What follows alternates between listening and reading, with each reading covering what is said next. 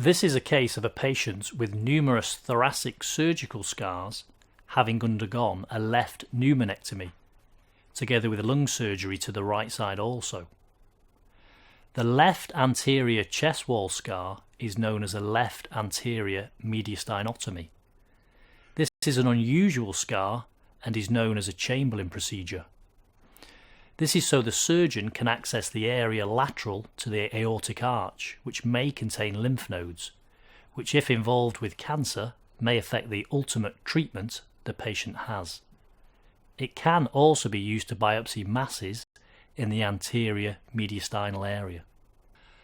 Another scar that some patients may have may be a standard mediastinoscopy scar, which would be just above the sternal notch in the midline, and nowadays is also relatively uncommon with the advent of endobronchial ultrasound, which is now commonly used to sample mediastinal nodes which previously could only be accessed by a surgeon.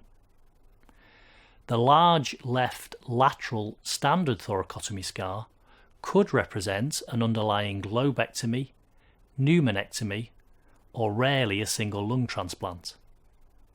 The signs of a lobectomy would commonly be those of a raised hemidiaphragm, irrespective of a left lower or upper lobectomy, as the contents of the hemithorax shrink and tend to move upwards.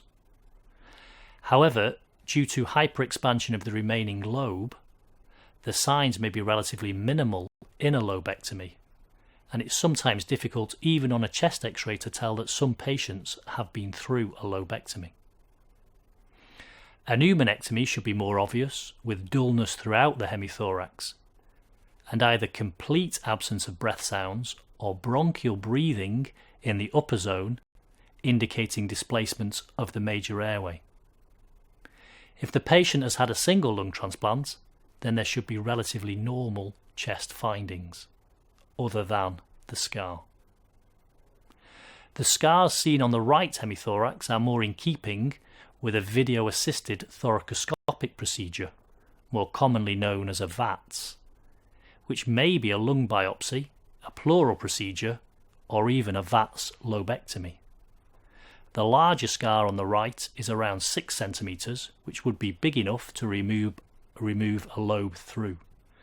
And in addition to the smaller 1.5 centimeter scar, this could represent a 2-port VATS procedure. It could also be an open lung biopsy or wedge resection, with the smaller scar being used for a chest drain post-procedure. The commonest indication for lung tissue removal is non-small cell lung cancer, and it's important to look for any evidence of reoccurrence during your examination by way of cachexia, anemia, neck lymphadenopathy, clubbing, and any signs in the remaining lung. Other indications for lung surgery can include localized bronchiectasis, lung abscess, trauma, pleurectomy or bullectomy, but this list is not exhaustive.